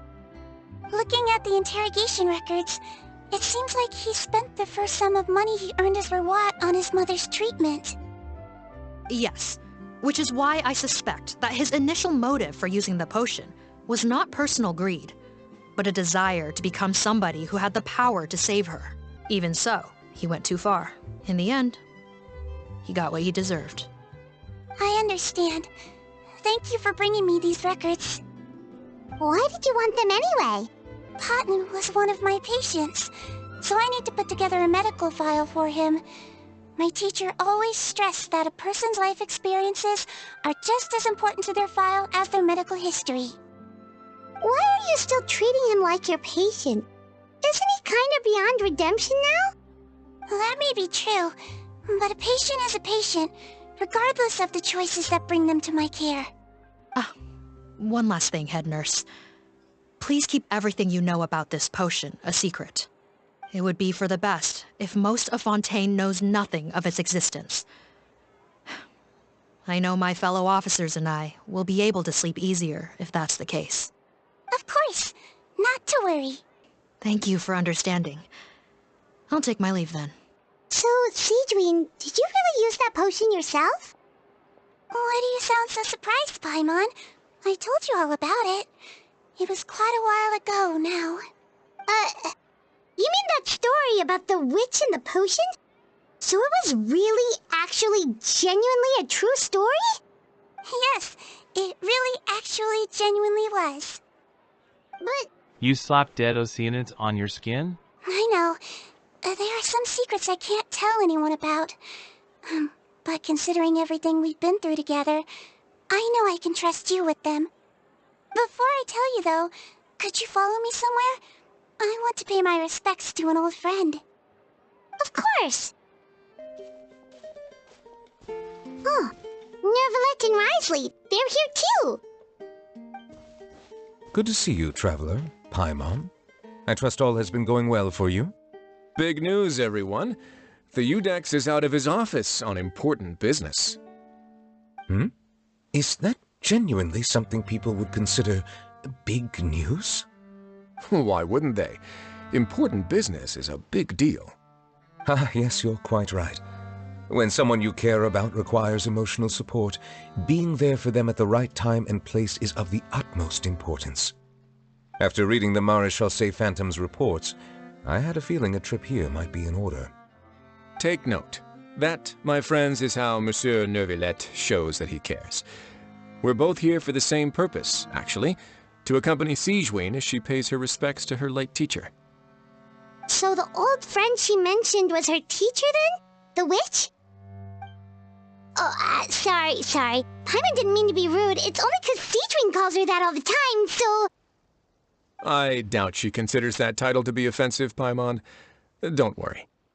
Indeed. In fact, I believe Sigewinne would take it as a sign of affection.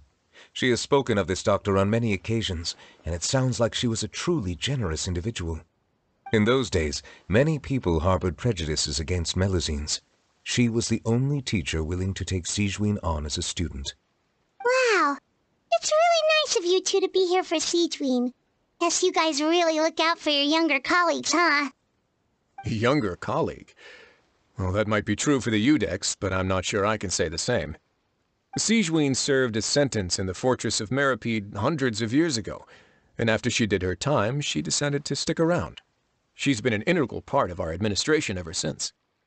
Strictly speaking, the head nurse has been around longer than most people in the fortress, myself included.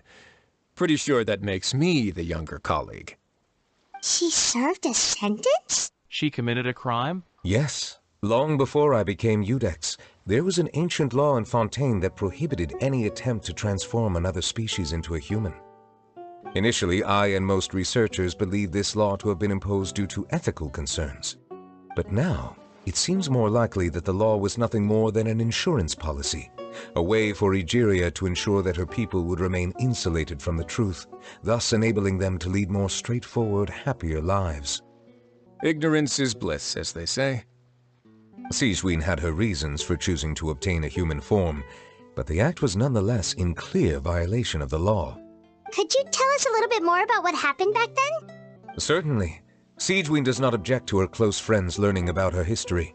In fact, I first learned of it myself because she confessed the truth to me of her own volition. Even with their daughter so ill, they kicked you out? Stubborn as always. And prejudice isn't a disease I can cure either. Shame that I don't have the energy to get over there. You're laughable, you old witch. You want to save everyone in Fontaine, but you can't even save the patient before you. Master, what are you... I discovered a strange disease, one I suspect that every Fontainian suffers from. But without witnesses or proof, no one will believe me. I had no choice but to experiment on myself to find a cure, but I hit a wall. And as you can see, it took a wretched toll on me. Then I'll find a cure for you, and then you can go cure her. There's no need. I am beyond saving now. There's nothing you can do. But, Master... As I said before, a doctor's duty is to treat whatever ailments they can. I know, but they don't trust me at all.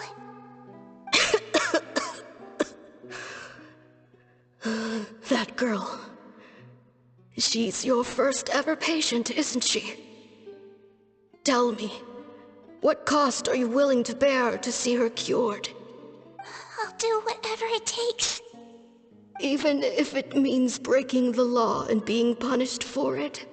As long as I don't hurt anyone. Yes. Spoken like a true student of mine. Then I shall make one more final gamble. And see my experiment through to its end. Leave me for now, and come back in 2 hours. If I am able to work this miracle, then I will have found a way to save all Fontanians, and I shall be able to help you treat that girl. If not, then it means there is one more disease in this world that I cannot treat. In that case, do not come looking for me. I will leave you a parting gift. An accidental discovery happened upon through my study of this strange disease. It has little use, but it will at least help you cure this one patient you can reach. When Sigewinne returned, the miracle had not occurred. She found a potion bottle and a note on the table. After using the potion as instructed, she gained her current form, breaking Fontaine's law in the process. And after I had confirmed the veracity of the events, I gave my verdict. So that's what happened. She rubbed her teacher juice in her face. I fear Sigewinne only understood the full story after the truth about the dissolution of Fontanians was uncovered. When I reflected on all this with that knowledge in hand, I felt a deep sense of regret. As I use the law to uphold justice, there are times when I cannot help but acknowledge its ruthlessness. After the final details of the events surrounding Sigewinne's transformation came to light, I checked several sources and, thankfully, the legal code does not require Sigewinne to shoulder any additional punishment. Wonder how she feels about all this. Since she invited you here, I imagine she intends to speak of these matters with you, no? On behalf of the Maréchaussée Phantom, I would like to once again thank the Fortress of Meripede for your assistance in the response to yesterday's prison break. Our head nurse and the traveler in Paimon did most of the heavy lifting, I would say. Sigewinne seems to be in good spirits. I trust work hasn't been too hard on her lately? Well, she might be the only permanent medical staff in the fortress, but there's plenty of people with medical knowledge willing to help her out. I am most relieved to hear it. The way you're asking after her well-being makes you sound like a concerned parent. Well, I won't lie. I've always seen myself that way. Showing your age a bit there, don't you think? Indeed. Actually, I often forget just how much older I am than you.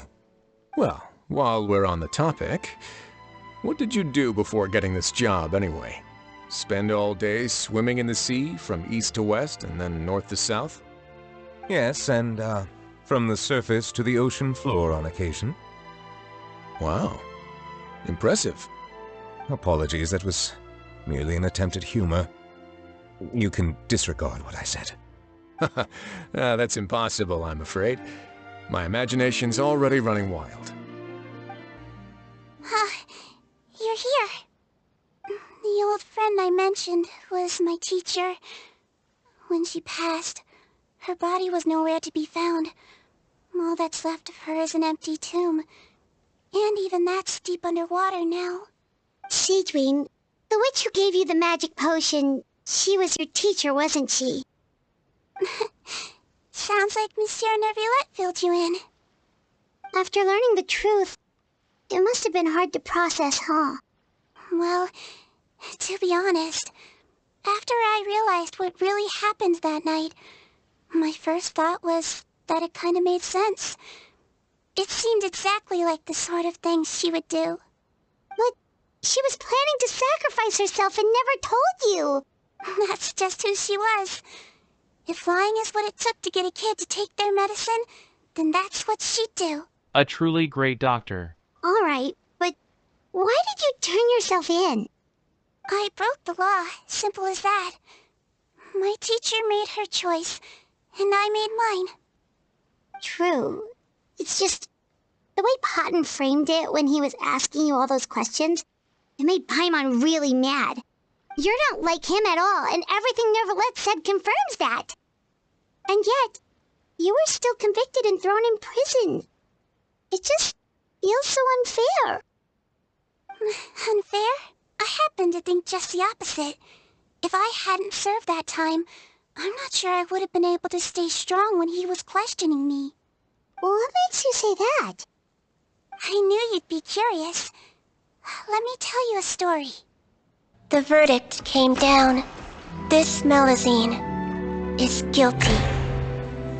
The Udex defended the authority of Fontaine law, but he did not confiscate the Melizine's medical kit. And so, the Fortress of Meripede gained a new little doctor. She still wore her hood and raincoat, even though it never rained in the fortress. Perhaps thanks to her human appearance, no one refused her treatment. She treated more and more patients, and her sentence grew ever shorter. Finally, the people of the fortress could not live without her, and though her sentence ended, she did not leave them either. Then one day, she received an invitation from the outside world.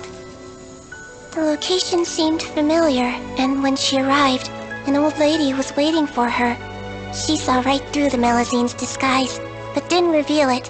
Instead, she asked a question. Tell me, why do you think you gained the respect of so many people, despite being a Melizine? Because I look like a human?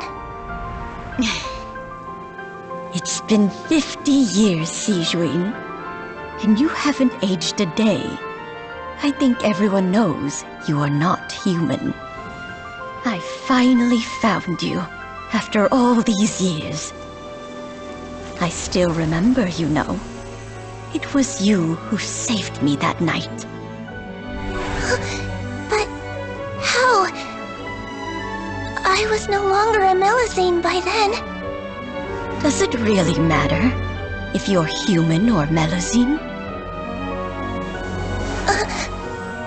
I remember the warmth of your palm. It's quite unmistakable. And you know what? It hasn't changed one bit. You don't have to hide anymore, Sigewinne. These days, everyone wants to make friends with Melizines. And I think that it's all because of you. I'm sorry I couldn't say this until now, but thank you, Dr. Melizine. Now that's an ending Paimon can get behind. After hearing everything Potten said, I wanted to tell him that it didn't matter who he looked like on the outside. But it was too late. The warmth in his palm had already disappeared. I tried to treat him, but the roots of his problem had nothing to do with his face. I know what you mean. I understand.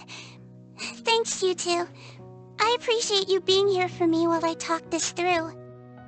Oh, it's nothing. Our pleasure. Oh, there's one more reason I invited you here. It's about time I finally give you what I promised. In order to restore the appearances of the face-swapping victims, the Marechaussee Phantom gave me special permission to make a few bottles of that potion. And I made one extra just for you two.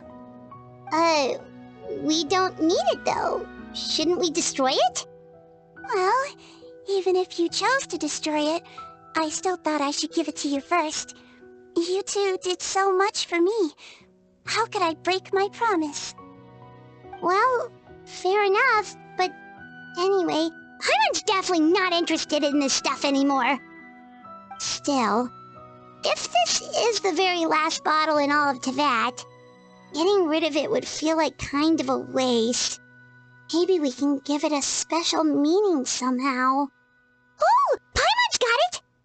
Melizine physiology wasn't affected by the Great Flood, right? So that means the potion should have a permanent effect on you. In that case, what do you say, Sigewinne? Ever thought about transforming back to the way you used to look? After all, from a Melizine point of view, Paimon bets Melizines look the cutest of all. Paimon, really? Paimon, after everything, do you really think it matters whether I'm Melizine or a human? Well... What was Paimon thinking? You made up your mind a long time ago. Yeah, let's just destroy this thing. Leave it to me.